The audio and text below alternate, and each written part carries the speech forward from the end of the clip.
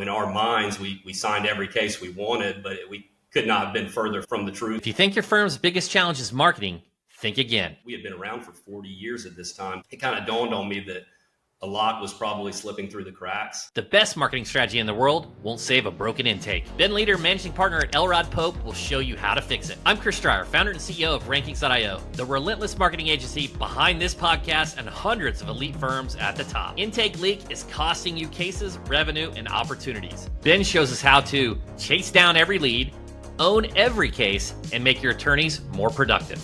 Cleaning up your intake department is probably the best thing you can do for your marketing department as well. This is Personal Injury Mastermind. Let's get into it. When I joined the firm, we had about 12, 13 staff members, very partner heavy. We had 8 attorneys and 7 of us were partners when I was named partner. We're down to 4 partners now, and we've got 38 staff members now. And our caseload since 2021 has jumped from about 150 cases a year to hopefully signing 700 this year. So you started as an associate at Elrod Pope, and now, a decade later, you're the managing partner. Let's talk about some of the highlights. We're founded in 1980. We're in Rock Hill, South Carolina, which is a suburb of Charlotte, North Carolina. For several decades, our bread and butter was workers' comp. A lot of attorney referrals from all over the state would send a lot of their comp practice to us. My path here is a little less traditional than a lot of folks. I'm 37 years old now, and the firm is 45 years old. So managing a firm older than me, I didn't build it from the ground up, but came into an old machine that needed an oil change and some tune-ups, and got it fired back up again and back on track.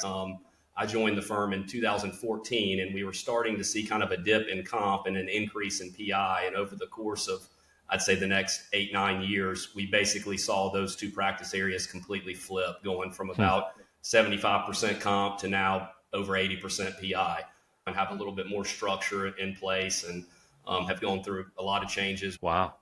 We got to talk about the cases. You said around 150 cases, now over 600, or your current, what were some of those levers that you pulled? I guess first, I know I want to talk a lot about sales, but on the marketing side, just to get them into the door first. Yeah. So most of our business came from attorney referrals.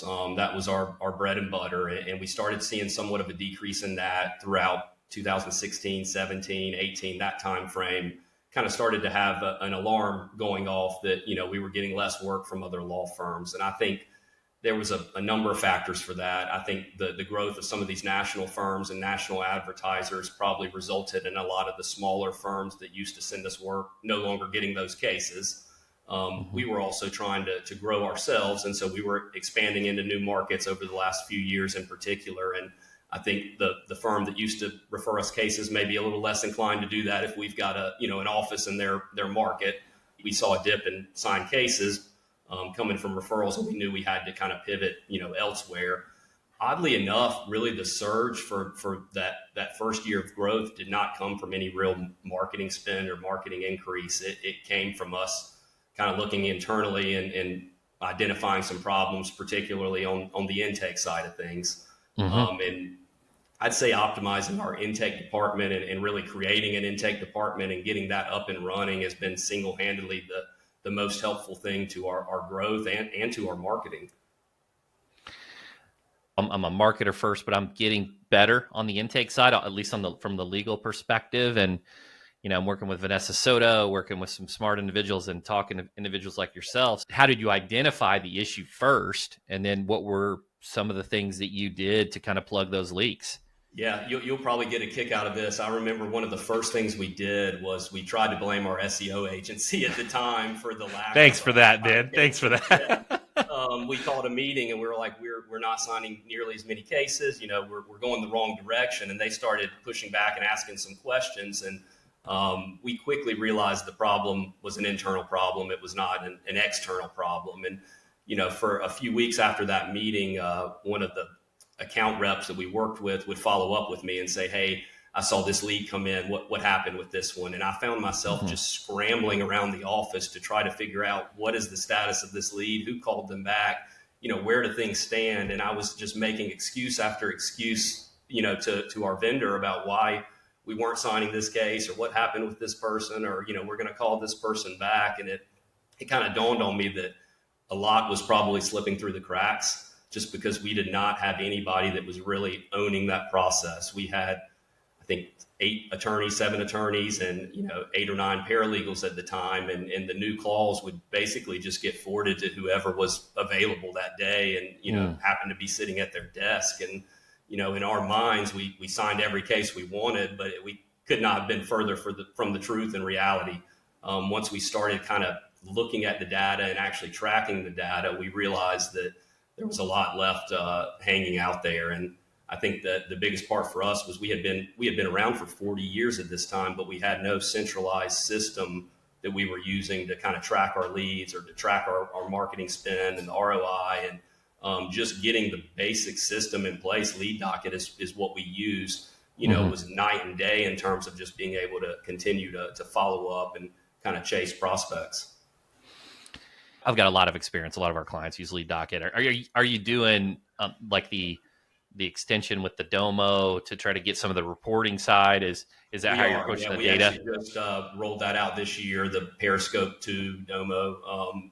I can't even keep up with what they call it now, but we're in the process of building out a number of custom dashboards, but we do have an intake one that I'm obsessed with and spend far too much time, staring at throughout the day. But we really had no data compiled, and so we didn't know what was working and what wasn't. And I like to think, cleaning up your intake department is probably the best thing you can do for your marketing department as well, because, suddenly once you have that data, the decision making is a lot easier in terms of, where to spend your money. And not only that, when you have somebody dedicated, you could start, instead of just giving them here's the bar number, you can maybe direct them somewhere, or even encourage them on the treatment side to get the treatment started earlier. I guess the benefit of having the lawyers, that is one of the benefits. If it's going through the mix like you had in the past, they're gonna touch on that. But I guess let's just take it really back to the beginning. Yeah, you identified this issue. The vendor pointed it out, and then you saw, hey, we got a problem here. What was the steps? Was it did you hire a consultant? Did you try to hire an intake person out of the gate? Like how did you approach solving the issue? So the very first thing I did was I pulled up our LSA account, which was brand new at the time, and I started listening to some phone calls. And I had never done that before, and it was probably the most painful task I've ever done to date at the law firm. And I mean, sadly, we had a 17-year employee that we had to let go after, listening to a few minutes worth of phone calls. And it's just kind of one of those things, you don't know what you don't know. And so I think kind of seeing how the client experience was coming into our firm and hearing it firsthand was an eye-opening experience for me. And I realized, we got major problems, not just, a minor issue we got to fix. It was just kind of chaos. And we have a phone call flow chart that I still have in my office from back in 2021, and it is the most confusing, convoluted mess you would ever see. I mean, there's different arrows for different days and different time windows of who's going to take what call and what practice area. I mean, it was like an algebra equation for our receptionist to try to figure out where to route new calls to.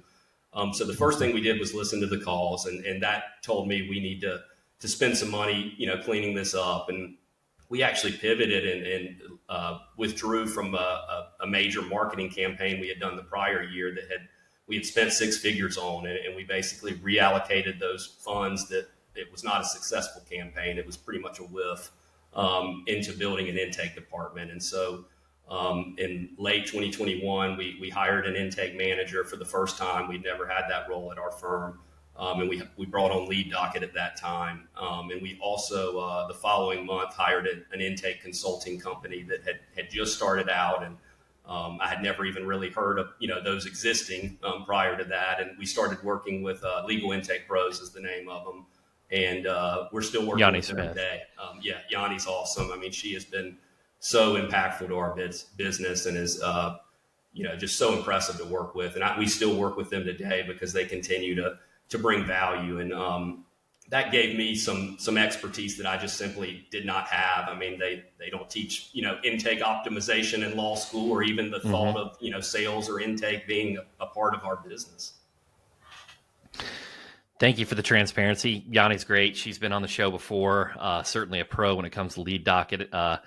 Harlan Schillinger is another good one for the audience listening. The you don't know what you don't know is that's a frequent one from Harlan, and you get what you ask for. The so with your caseload, 600 plus cases a year, growing, because you're getting, now you can spend more to acquire. Well, it's going to improve the effectiveness of your marketing. What's the staff, what's the team look like now, right? You used to have to do the round robin thing to the Yeah. lawyers. What's it look like now? So we've got 2 full-time intake members now. We've got an intake manager and an intake coordinator. We also have our intake consultants that we rely on for a lot of the technical and back-end side of the intake. And, I like to view Yanni as almost like a fractional intake director. She helps me hold, our team accountable and make sure we're staying up to date on everything. And then we use an after-hours call service that we switched to a new one a couple of years ago that was light years better than we had used before. And so from an intake standpoint, we've got kind of 2 full-time internal folks, but we also have a few pieces of the puzzle that we pull externally. One of the biggest benefits to intake, and we did get some pushback from the partners when we brought this on. There was some concern, do we really have enough work to keep an intake manager busy? And we weren't sure we did. And then a year later, we hired, a second full-time intake person. So there's plenty for them to do, and usually more than most firms realize. But it's taken so much off of the attorney's plates too.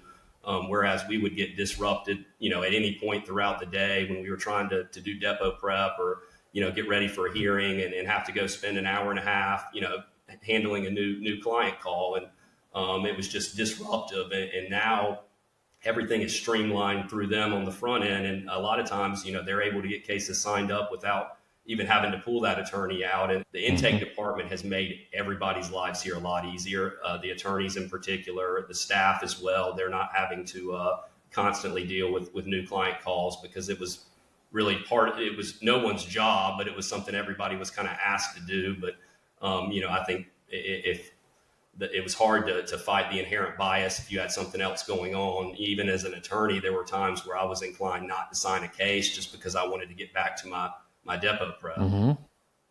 Then I got to imagine even, the firms that used to send you leads, and that still send you leads, and now you got an intake that's hooking those. So they're happier, right? Because they get an email saying, we've signed so many cases from them or referred so many cases, versus asking us, hey, what's going on with this? Has this case been settled? Now they get, automatic updates about that, and makes us not have to worry about, did we forget to send a referral fee or something like that? So it's really, helped bridge a number of gaps at the firm, and allowed everybody to really kind of dive into their true roles and try to get better at that versus having to wear a bunch of different hats.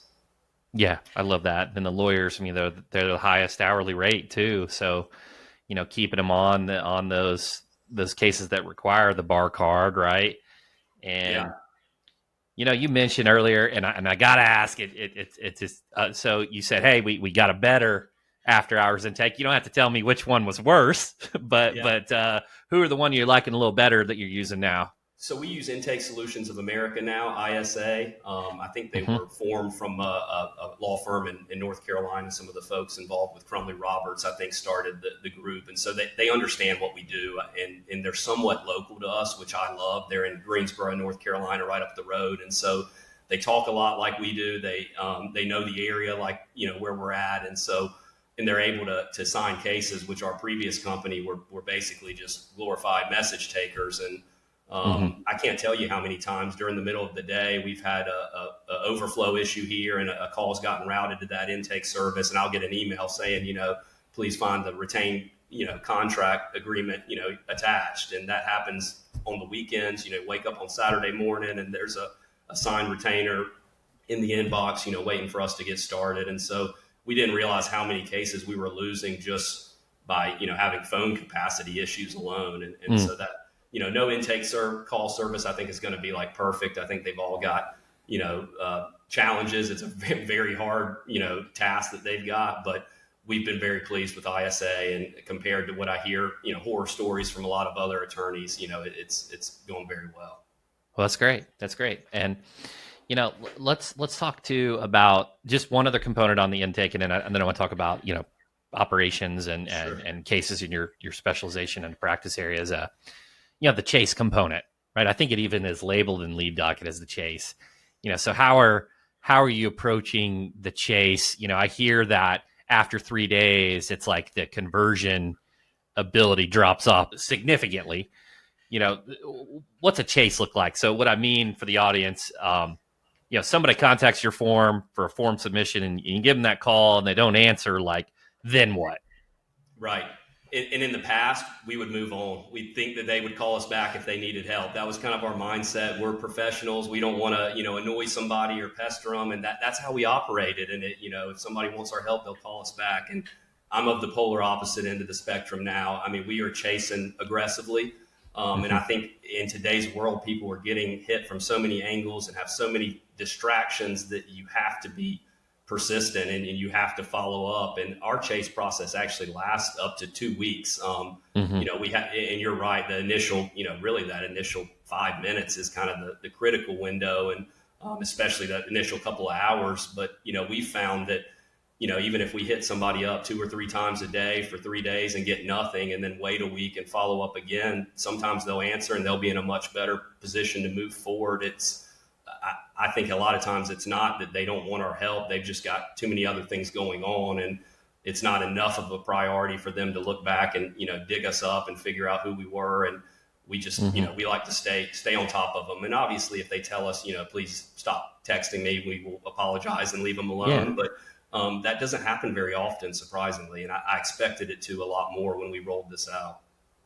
Yeah, that's great. I think anyone listening, I mean, those first 3 to 4 days are just critical, especially that first, the first engagement, obviously, answering as quickly as possible and getting back to them. But, after 3 or 4 days, it drops off. But like you said, you can still hook them within the couple weeks or even, depending upon the type of case, even longer. That's right. Yeah. And, another thing is we used to schedule calls with attorneys, and that resulted in a lot of leakage as well. That, attorneys are very busy and trying to schedule a potential client that needs a rental car and is hurt and needs advice. 2 days later, they're going to find somebody else to help them. And we had so many no-show clients my first few years here, and I now know that it was because we were scheduling appointments so far out from that initial contact that they found somebody else to help them. And so having the intake team be able to pounce immediately and contact that person, get them signed up, get them into the system so that they stop shopping around has been a big part of it too. That's great. Let's so amazing tips all around the board for the audience listening here. Let's move over the operations, the legal side. You hooked the case, you signed it up, you're getting them treatment. Like what's the delivery side, the operation side look like? Are you doing the pod setup like, that talks about in Fireproof and Morse, or like, tell me about the structure there, because you guys have a ton of experience on that. When I first started, there were no teams or pods. The pre-lit team and the litigation team were kind of as a whole. And so we would sit through these painstaking, like 4-hour-long meetings where we would go through every case in the firm. And, half the people weren't involved in any of the, the cases we were talking about. And so it was a pretty miserable meeting. The growth did necessitate us to shift to pods, and it's gone very well so far. I think, we used to be kind of a very small group and tight knit, one family, and now we've got multiple pods that at times can seem like, multiple firms within a firm, just based on how we operate. And so it's one of the hard parts of pods is kind of keeping the unity of, the firm culture together as a whole, and, making sure people are operating somewhat on a uniform, standard procedure and not everybody kind of going rogue in their own direction. But the pods has been really good for us, and it's allowed kind of each of our attorneys to be able to develop their own teams and kind of, specifics to them, and allows us to kind of spread the new cases out to various pods. And we're, I think we've done a good job of figuring out who is best at litigating our high value cases and, funneling those cases to that group, and, having other pods that are really good at certain types of cases. Got it. And let's be transparent too, right? You got the experience is going to get the A or the B case, and maybe the D or whatever your criteria maybe goes to the new newer pod. That's right. That's right. And I mean, we've learned a lot of this the hard way when you realize your associate is, handling high value cases and doing a great job at it, but, not necessarily us having enough oversight in how those cases are being allocated or distributed and, things we would have never had to worry about when we were signing, 2 cases up a week. But when you hit 15, suddenly you got to spread those out a lot more efficiently. So I'm a big fan of the pods. And, I think with a certain point of growth, it's a good idea to shift to them. We had tried the assembly line model, and I know a lot of firms have had a lot of success with that. I didn't like it just from a client experience. We had so many different people touching the file. The client honestly didn't know who their person was. They didn't know who their paralegal was. And I also found that there was a lack of kind of accountability within the staff. It was a lot of finger pointing. And now with the cradle to grave, as I call it, that person's going to be responsible for whatever mistake is made or, whatever good things happen in that case. We know exactly, who's accountable for it.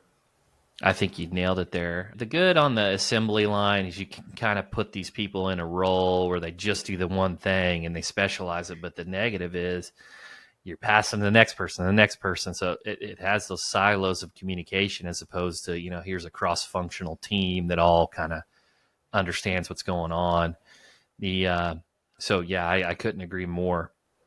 I think it's different, if you're doing the volume you guys are doing, but I guess if you're doing a really specialized, slower volume, maybe that would be better suited. But yeah, I think the pod setup is at least from what I've heard, right? I don't practice, seems to be the best fit.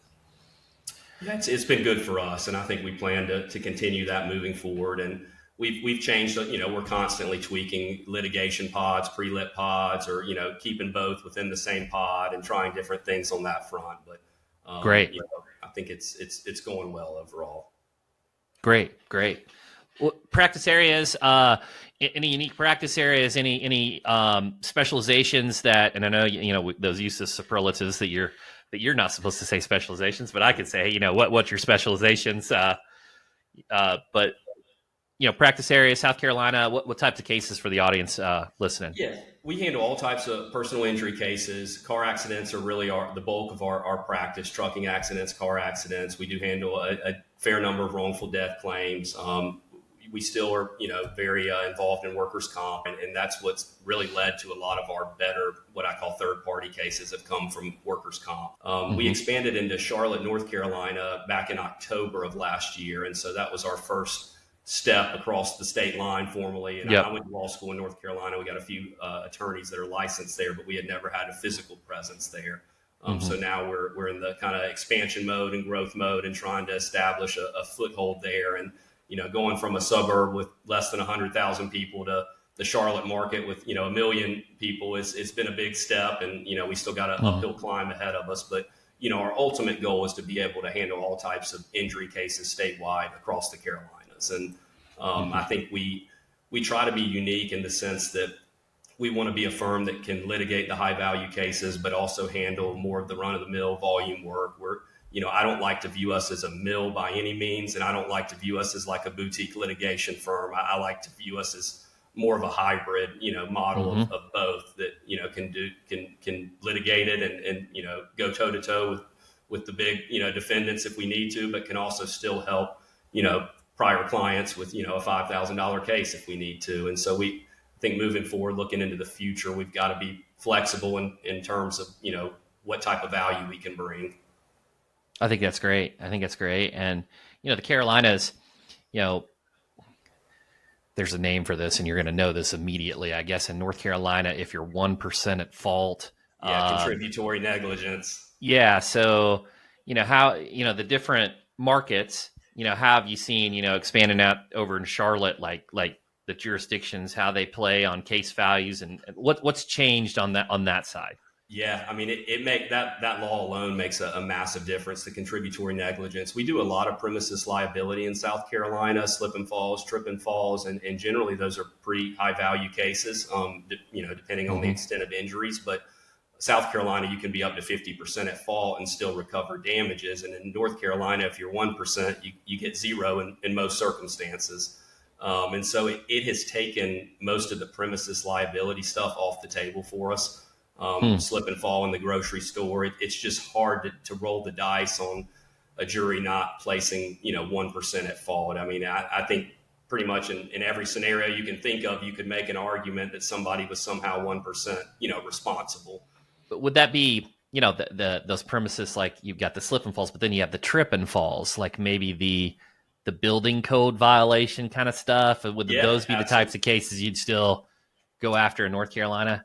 Yeah, and I know some firms have still had a lot of success on the premises stuff in North Carolina, and a lot of the firms that have been there for a long time. Some of my friends even like contributory negligence because they said it keeps a lot of the national advertisers out of North Carolina. Oh yeah, worried about the laws, and so I think the lawyers that really know what they're doing in North Carolina and have been there for a while have figured out how to navigate it. There's just a lot more risk involved, I think. And so for us, we've kind of started with let's focus on what we know we can do, which is car accidents. And so we've kind of, mainly just been focusing on MVAs as part of kind of that expansion plan and, referring most of the other stuff out. Smart.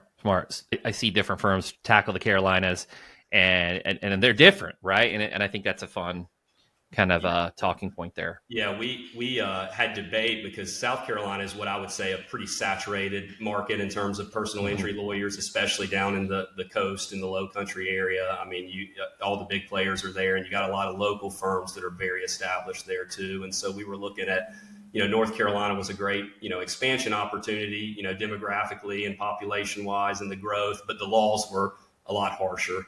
But I'm hopeful that the Association for Justice there, they've made some progress this year on getting some of the tort reform kind of going the other direction. They've increased some of the minimum limits in North Carolina and gotten rid of a terrible offset rule. And so I think things are moving in a positive direction. And, my hope is that maybe one day they can get rid of that contrib rule. And I think there's only 2 or 3 states left in the country that still follow that kind of archaic doctrine. There's an advertising component that I've always wanted an attorney to try.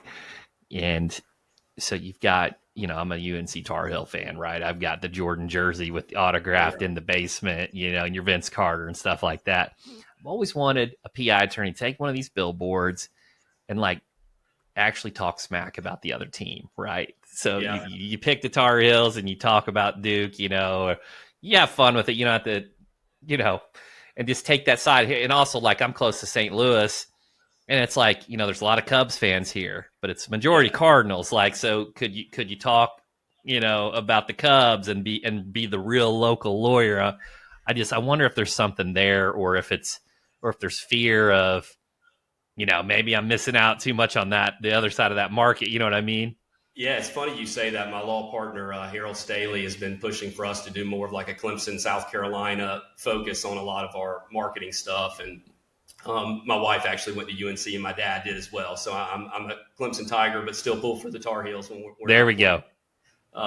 We've actually got a billboard right next to the stadium at the Panthers in downtown Charlotte. And we've been toying with ideas of, trying to do something similar to that. The hard part is, for the Panthers, we're probably better making fun of ourselves than we would be, another fan base with the current state of the team. But we've toyed with, some different things with that. But I think that's a great idea.